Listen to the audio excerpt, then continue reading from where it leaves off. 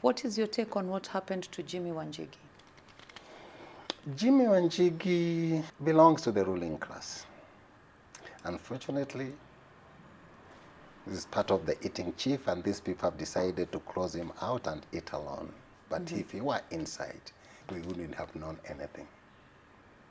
And the worst part, he admitted that he made Uhuru and Ruto president of this country and helped them to come out of ICC. We know what happened. So he's admitting that he played that role in denying the Kenyan people justice, those who had suffered.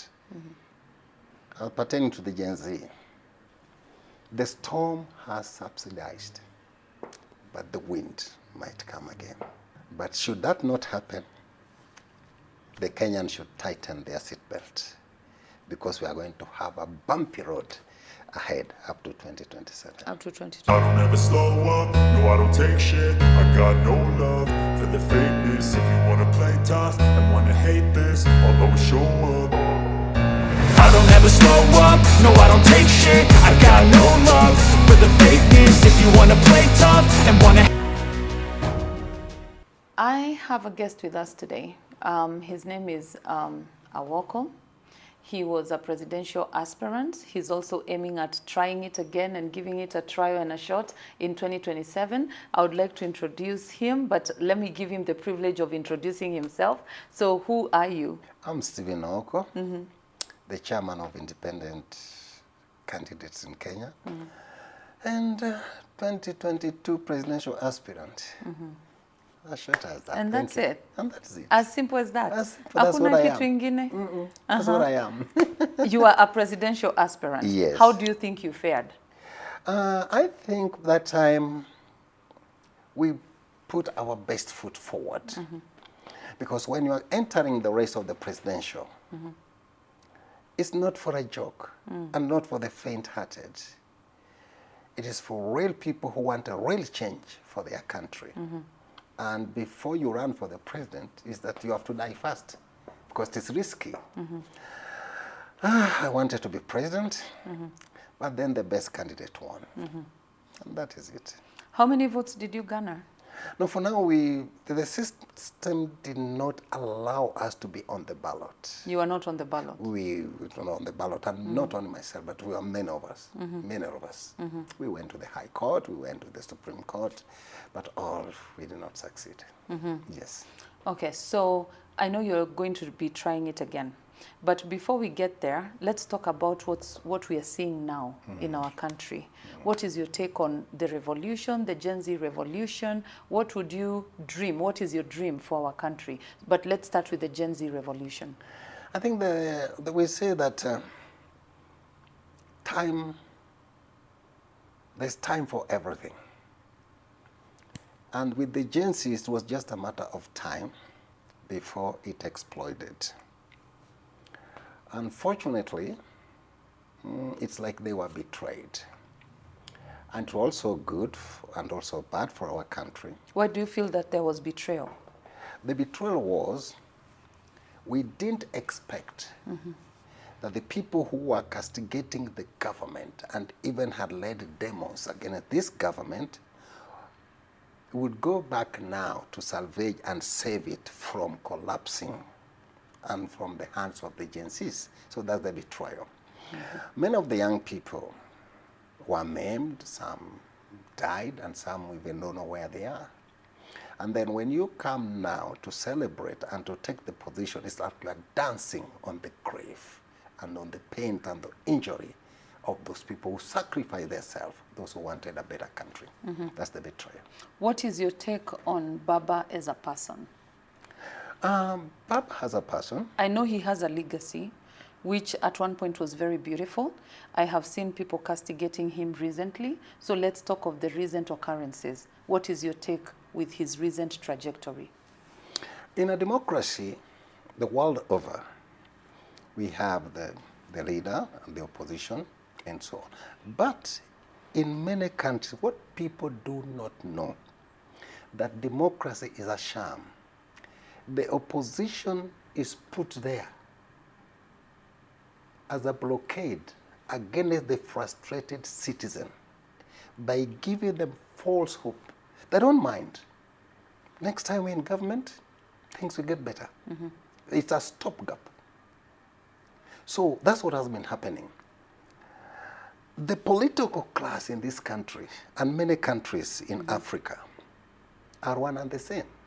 It is only on the one side, they're on this side, and when on this side, they use you as opposition to stop the frustrated elect citizen from overthrowing the government. So that's what Raila has been doing. But many people thought that he was serving and he was for pro them. He has never been pro us. He has never been pro the citizen. No. He has been a tool for hire by all the successive regimes. And it's only now that people are realizing who he was and who he is. Yes. What is your take on his AU aspiration and dream? His AU aspiration and dream, you see, in politics, nothing comes by accident. It is orchestrated. What he may not know, or maybe he doesn't know, is that there's an invisible hand who wants to get him out of this, to push him to the OU. Because the first person who brought this idea was the former president of Basanjo, and who happened to be his friend. There must have been a phone call. This idea bwana kuondolea him to, ndio at least sasa the competition isiwe ngumu sana. And then he has fallen for it. It's good. So you feel he's being baited? He's being put. Yeah, he's being put to go there. Because let's put it this way. When Raila contests as a president, he collects about 2 to 3.5 billion in nomination when he's on the ballot, in the nomination alone. And then after that, there's always, after you have paid the nomination fee, you have to see somebody else. And so the highest bidder gets the ticket. This is in public domain. There's always a queue from there, not from the ODM office, but from the residents. You go with the briefcase. So it's, and then there are always the supporters, the people who raise funds from multinational, from the diaspora. So it spams billions. Then after the election, there is what we call the party fund. We got about from 500,000 to 900 per year. And then you have also the those who succeeded being elected. This month is subscription. So we are talking of billions. And then you forfeit all this to go and earn a salary of less than 2 million. Does it make economical sense? No. No. So somebody has to buy you. That's right. So allow me to take us into a dream kind of lane. I'm sure by the time you decided to run or vie as the become a president of this country, you had a dream for the country. Sure. What was that dream?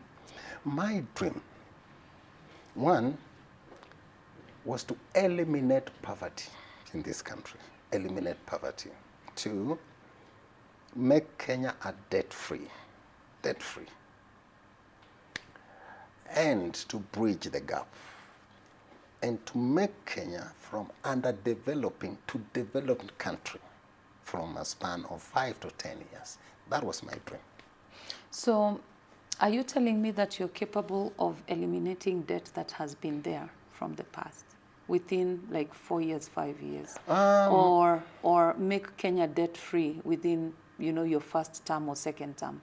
Do you think that's a probability? Do you think that's a realistic thought? Actually, first term, I can do it. What was the matrix that you were going to use? The matrix. Let me give just one example. Just give me one matrix. One example. Now, it brings unemployment, it brings employment, and also it brings about the cash. Exactly. In my program, I was going to employ 5 million. I was going to create 5 million jobs within a year, direct jobs. But let me give you just an example. My first time, I was going to do what we call 1 million cage fish farming in all the lakes and the rivers in this country. 1 million. One cage that accommodates about 5,000 plus is only $1,000 in China. When you buy it at wholesale, it becomes cheaper. Now, of the rivers and the lakes. And then maybe if we were not going to overstep the lake or the lakes, then we do what we call the fish ponds. Now, if we put 6,000 fish, survival rate will be 5,000. Within 9 or 6 months, you have your fish. Now, that is 5 billion fish. If you are to process this fish into a fillet, we were going to have 3 fish to bring us 1 kg. So we were talking about 2.5, around there, kilograms of fish. When you go to Europe, 1 kg of fillet is 2,000 shillings, minus all the transport and the costs. So we were going to have about 2.5 billion kilos of fillet fish times 2,000. That alone was going to bring this country 5 trillion within a year. 5 trillion. If we were to do it for 5 years, how much would it be? We are talking of more than what our debt. Now, the young people will be buying fish from them a minimum of 100, so we'll have about 500,000, which is a lot of money for them. And thus we have created employment, but also we have gotten trillions of money. I can be paying 2 trillion per year in debts. Within 5 years, finished. And that's only one project. I've not gone the second one. Unless you want the second one. I want to hear the second one, because I'm wondering if the economy of Kenya would have been saved by, fish farming. So can I hear second one? Second one.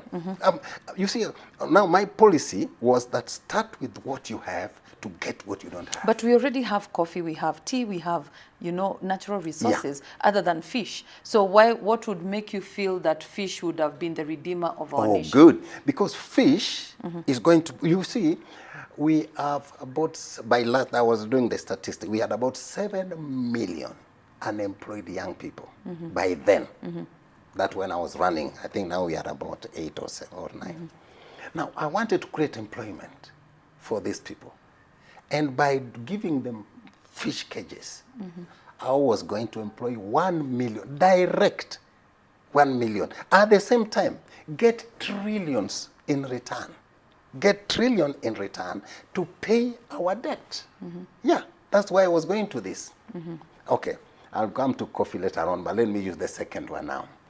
The second one, I was going, another 1 million young men, I was going to give them 20 beehives. Normal cost is 6,000.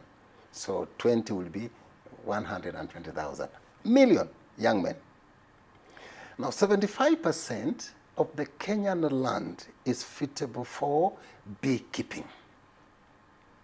Now the modern beekeeping, 1 beehive should give you 60 kg, the modern one. So if we give you 20, within a year, you should be having 1,200 kilograms. You know how much honey costs. And the one we import is not even honey. There is just what we call, it's not 100% honey. Maybe many people don't know that. So we'll buy honey from the farmer or from this young man at a rate of 500 shillings. So we'll have about 500,000. Once we process this and export it, this will go to bring more trillions again. But at the same time, creating employment. Because if you want to, you start processing these kilos, billions of kilos, packaging them, labeling them, transporting them, exporting them. I tell you, the Lamu port, because I was doing the costing, the calculation, one day we'll need about 2,500 trailers just to ship the honey.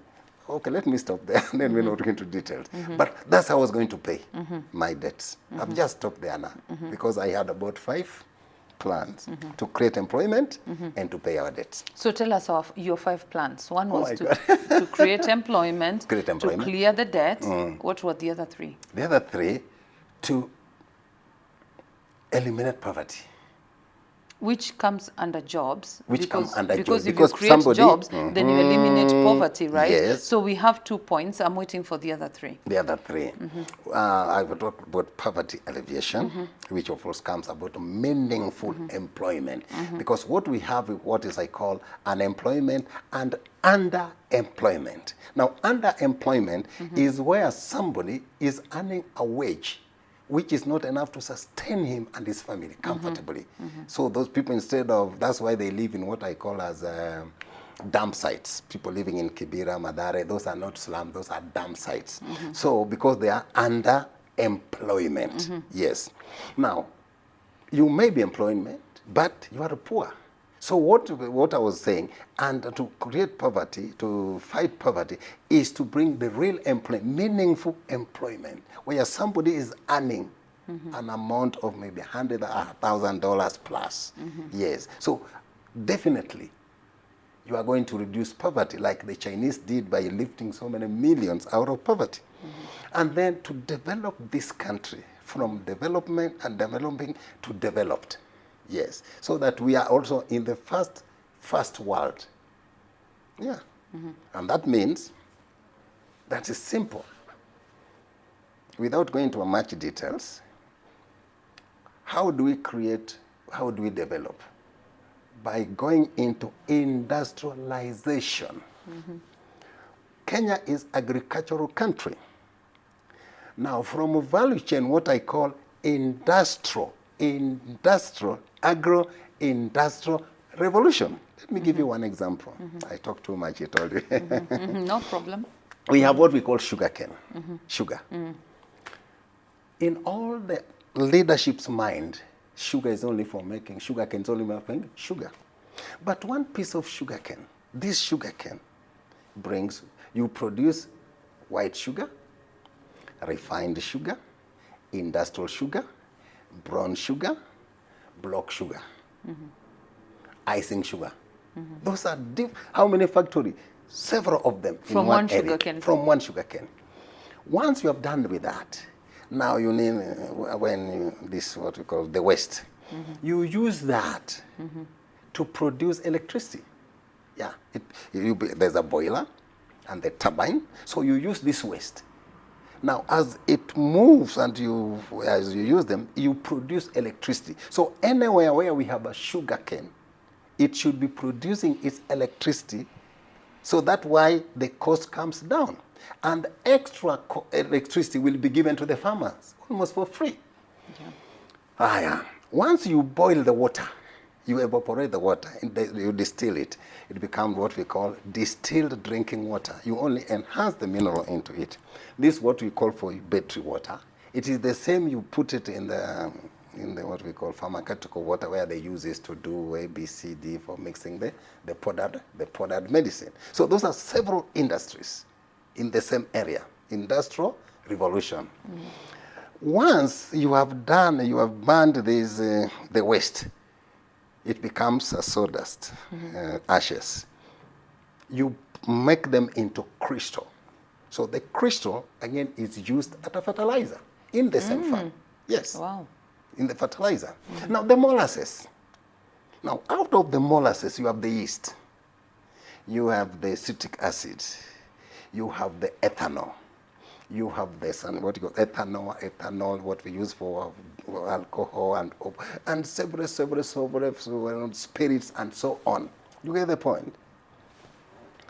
Now, the last residue is now what we use for animal feeds. So in that area, that's where we'll get the highest volume of milk. But what happens? We only produce sugarcane, and all those farmers come to Nairobi to be watchmen. Yeah. Because of lack of having the mindset of a developed nation. So when a country is developed, the G7, why are they called developed? Because they're able to take product A and make it into something else. So that's what we call Kenya to be developed, by using the very resources that we have. Yeah. So 2027, what is your dream for 2027? My dream is very simple. I want to beat Ruto. And I'm the only one who can beat him. Why do you feel so? He cannot be beaten by Mother Karua. He cannot be beaten by Kalonzo. He cannot be beaten by Raila, not Wamalwa. Obviously, they can beat Ruto. But I can beat him. Because the Kenyans are yearning for a fresh start. Somebody who has never been in the system.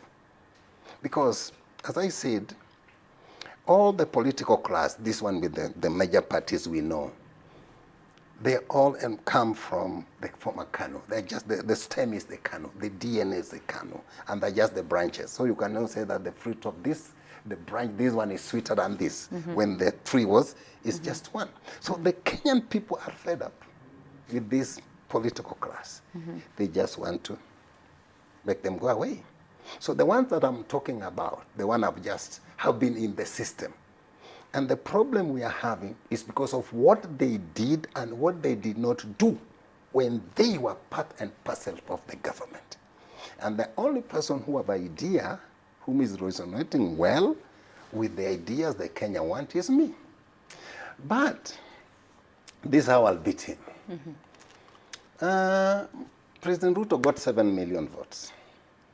Out of the 7 million, I presume about 3 million have left him.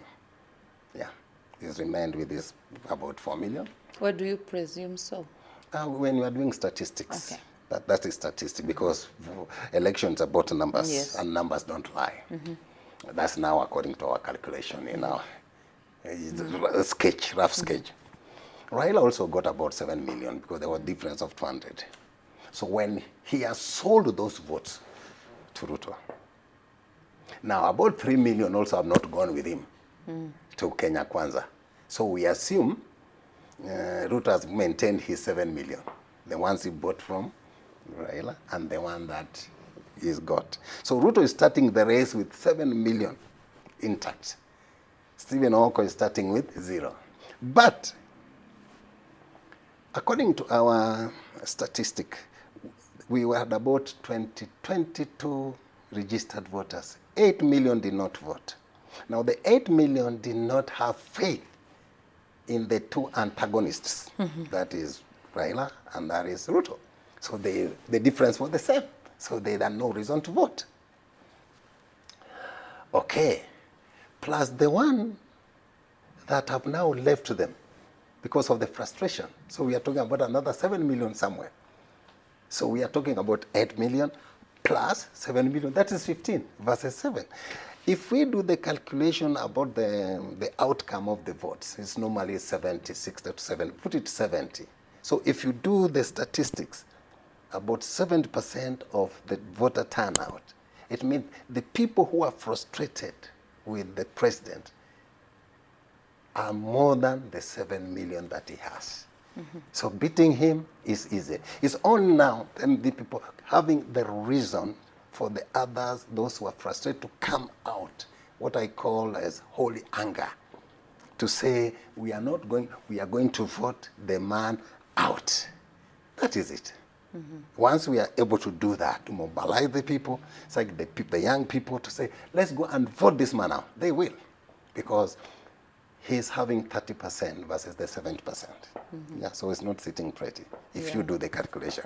And then we had 5 million who did not register, And then from that time to now also, we have another 5 million who have gotten the ID. So if they decide now to register for vote, majority are the young generations who are not for him. That's why I'll beat him, according to our calculation. And you're going to be the next president? Definitely. Okay. So, parting shot? Parting shot is very simple. Pertaining to the Gen Z, the storm has subsidized, but the wind might come again. So let my friends in Kenya Kwanza and ODM not to sit pretty. You never know. It might be whirlwind this time. But should that not happen, the Kenyans should tighten their seatbelt, because we are going to have a bumpy road ahead up to 2027. Up to 2027. Yes. And just before we wrap up, what is your take on what happened to Jimmy Wanjigi? Jimmy Wanjigi, belongs to the ruling class. Unfortunately, this is part of the eating chief, and these people have decided to close him out and eat alone. So he must kick and yell. But if he were inside, we wouldn't have known anything. And the worst part, he admitted that he made Uhuru and Ruto president of this country and helped them to come out of ICC. We know what happened. There was forced disappearance, there were deaths, there was bribery. So he is admitting that he played that role in denying the Kenyan people justice, those who had suffered. And the mess we had, Uhuru, when Uhuru came to power, we had a debt of 1.7 trillion. So if these people, the Uhuru Ruto, had not become president, maybe Kenya could not have been where we are. Yeah. And now, can he rectify the mess that he created? I doubt. That's my thing. Awesome. Thank you so much for coming. Thank you. I learned so much, and actually the part of Jimmy Wanjigi, that was quite a bit. Thank you so much for coming, and I look forward to hosting you again. Asante As a sana. president, though. As a president, of course. Thank you so much. Thank you.